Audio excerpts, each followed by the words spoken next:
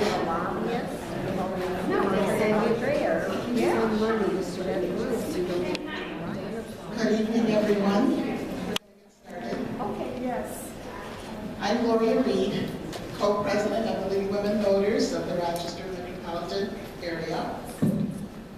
The League is a nonpartisan political organization which encourages the informed and active participation of citizens in government and influences public policy through education and advocacy. The League is not limited to women. Men are most welcome to join us in making democracy work.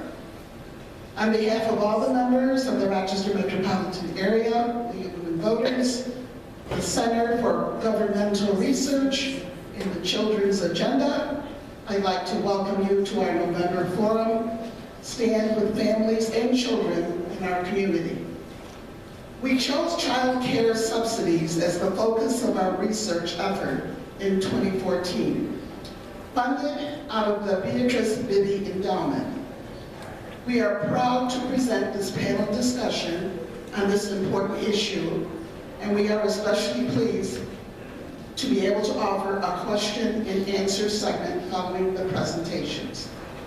We request, of course, that all our guests respect our panel, our hosts here at Asbury First United Methodist Church, and the League's own commitment to civil and respectful discourse.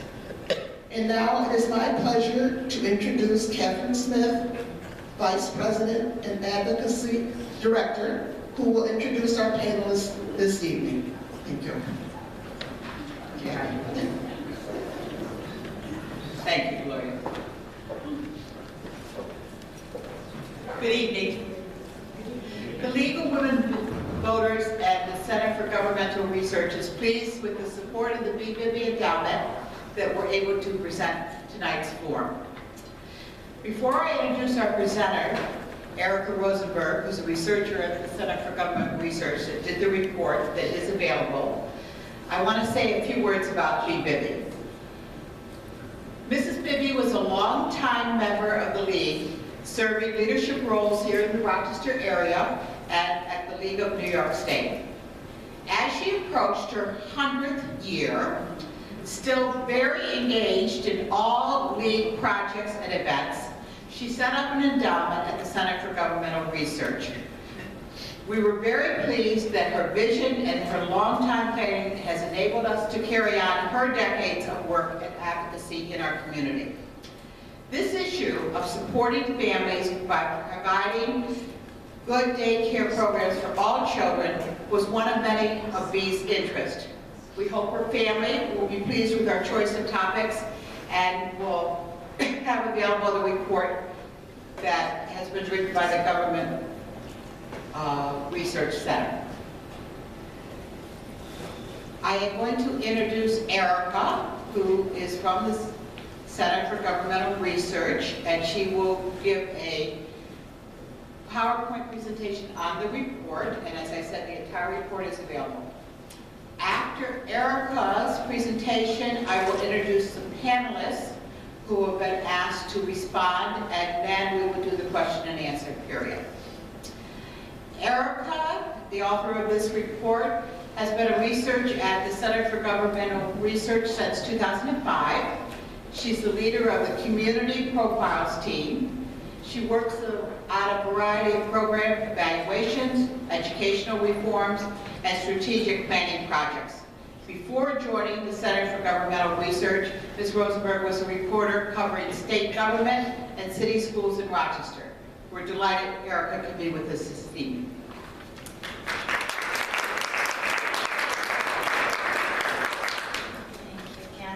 Welcome everybody. Thank you for coming to hear about this issue. It's really nice to see so many faces, and I loved hearing you talk about B. I remember B. We would present studies and work that we had done to B and other members of the League, and B was always one to zero in some really tough questions. Fond memories for me. So we're going to talk about child care subsidies and the recent report that CGR has put out with the generous support of the League, which we're very grateful for. And I'll just say a few more words on why we chose this as our topic for this year. We knew from the other work that we did with community indicators and community profiles projects that the number of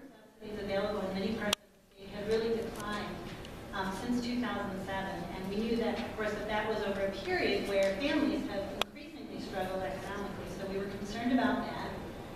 Also, we had the backdrop here locally, very vigorous local advocacy on behalf of child care subsidies and the people that they benefit, and proposed cutbacks from time to time at the local level.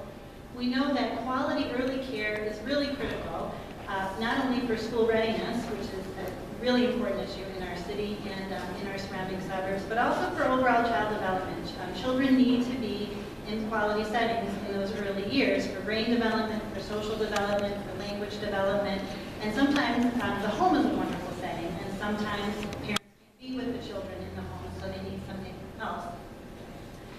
We also wanted to expand understanding of this program.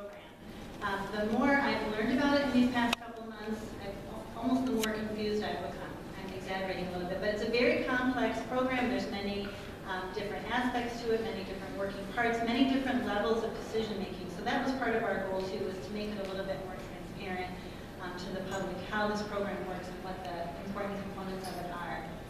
So just to provide some of the larger context, the backdrop for why this is important, this subsidy program. Most of us know, but I just want to give you some examples to illustrate. Child care is an enormous expense, especially when children are young and not in school. So here in our area, full-time care at a child care center for an infant adds up to almost $13,000 a year. Now, many families have more than one child. So in our example, we'll add in a 3-year-old. So now you're talking about full-time care for 2 young children in a center is a $24,000 bill. There are less expensive options in terms of care, but those also add up. So at a registered home-based program, you're going to look at a combined payment for 2 children around these ages of $18,000 a year. Now compare that to the annual pre-tax earnings of someone earning the minimum wage. They can't hope to make this work. Obviously, the cost of child care alone is more than their overall earnings, without paying taxes or without paying for any of their other expenses. So this is sort of an extreme example to sort of illustrate the point. Obviously, many people have incomes above minimum wage. Obviously, many people have older children. Care is less expensive. There are less expensive settings. But this dilemma really faces a lot of families throughout the country and certainly in our community.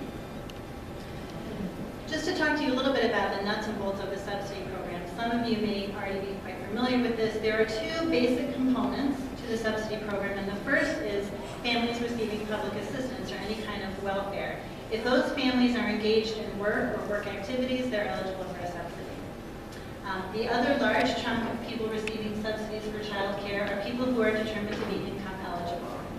So nationwide, this is for families who are earning at the 200% or lower level as compared to the federal poverty level. So again, a few illustrations of what that means. For a family of 4, the poverty level is about $24,000, a little bit below that in 2014. So 200% of that is a little bit below $48,000. I also wanted to give you the figure for 165% of poverty. That cutoff is just about at $40,000. And that's important because that's actually where Monroe County is right now in terms of prioritizing access for subsidies. And we'll talk a little bit more about that. There are also children who are in the Child Protective or Preventive Services universe who are eligible for child care subsidies. That's a smaller group. And another important thing to know about child care subsidies is that the parents choose the providers. So I mentioned before the different kinds of settings, center settings, home-based settings. They can even choose a friend or relative. They can choose informal care, and the subsidy will follow to the setting of their choice. Let's talk a little bit about the current state of the subsidy program in Monroe County. In 2013, the last full year of data that we have, 6,400 children were receiving subsidies. That was mostly income-eligible subsidies and then a slightly lower share of children who were benefiting through public assistance. That's a 17% decline since 2007. In our report, we are not going back much further than 2007, and that's because of the quality of the state data. The state did provide us data for all the counties in the state, excuse me, for the number of subsidies provided, but did not feel that the numbers prior to 2007 really could be trusted. So our report focuses on 2007 through 2013. However, CGR has done previous rounds of research on the local situation with child care subsidies, and so we know that these numbers are accurate. And in 2002, there were over 10,000 subsidies provided, and in 2003, there were almost 10,000 subsidies provided. So, sorry about that, you were probably gesturing for a while. I got to talk better into the microphone. So we're talking about some significant declines over the past decade and beyond. The eligibility level, as I mentioned before, is set at 165 now, 165% of poverty, and it's been there for quite a while. What that means is that cases really are prioritized. You really can't get a subsidy at this point if you're over 165% of the poverty level. And this is important to know. Since June 2013, for the most part, the subsidy program has been closed to new applicants. Now, I want to be sure to say this correctly. The subsidy program in our county always accepts applications. However, they have been denying all of those applications because of lack of funding since June 2013, except for a small window of time in the summer of this past summer, summer 2014, when there was some money available. They did take on some new cases. But for the most part, though, applications are accepted. People are not joining this program. So one of the pieces of research we did in this recent report was to compare this population receiving subsidies to the population who might actually be eligible for this program and benefit from it. And so what we did was, we crunched some numbers from the Census Bureau, trying to estimate the number of people who are at this income threshold of 200% and where the parents are working or are looking for work. And that would be the eligible population. When we do that, and then compare that to the number of children who are served, we find that in 2013, it's 22% of the eligible population was receiving subsidies. Now, I want to give you some important context, because while that is low, it's about 1 in 5, it's actually higher than many other counties in the state. So this is a comparison from Monroe County to Erie and Onondaga County, obviously the counties that are most like Monroe. And what we see is that in 2013, we're at this 22% level. Onondaga was at 18% and Erie was at 13%. The trend, however, from 2007, while it's been down in Monroe, as I've been talking about, we started out serving 26% of eligible population down to 22. And Onondaga is going up, so they were at 15% in 2007. And they've been able to nudge that up a little bit to 18%. Erie's had a story more like ours, starting out at 19% and going down to 13%, experiencing some cuts there as well. Are children and families the same thing? If you looked at it, families, percentage of families, would just wondering how that relates. Children is the number of children, so they are all in families of some type. In terms of whether the trends would be any different, the numbers themselves would be different, but I don't think that the trends would be any different in terms of the numbers served. But we don't have the data cut that way. So again, just a little bit more statewide context so that you can place Monroe in a context that makes sense. I mentioned a 17% decline here locally from 2007 to 13. Subsidies did decline all across the state, especially outside of New York City. 38 of our 57 counties outside the city experienced declines. And the average decline was actually quite a bit larger than here in Monroe County. 27% drop in the number of subsidies provided. And if we look at that share of the eligible population that is served outside of New York City, that's only 14% compared to 22% in Monroe County. However, I also want to point out in New York City, they're doing the best statewide. They're serving a quarter of their population, 25% of eligible children.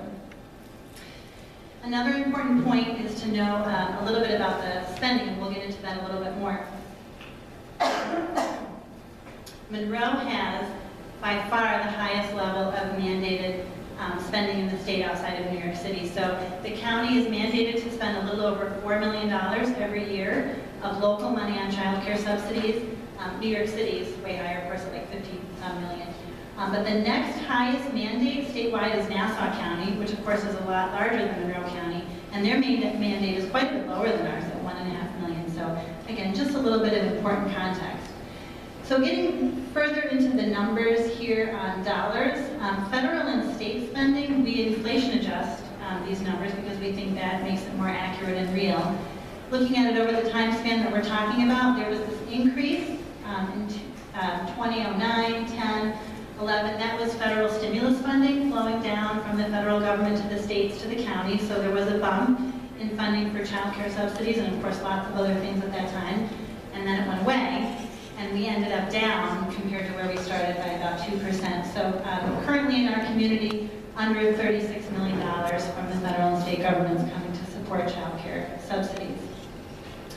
On the local side, we see kind of a similar pattern where there was an increase several years ago, and since then there's been a pretty substantial drop-off. So we're at about a $6 million level in the current budget.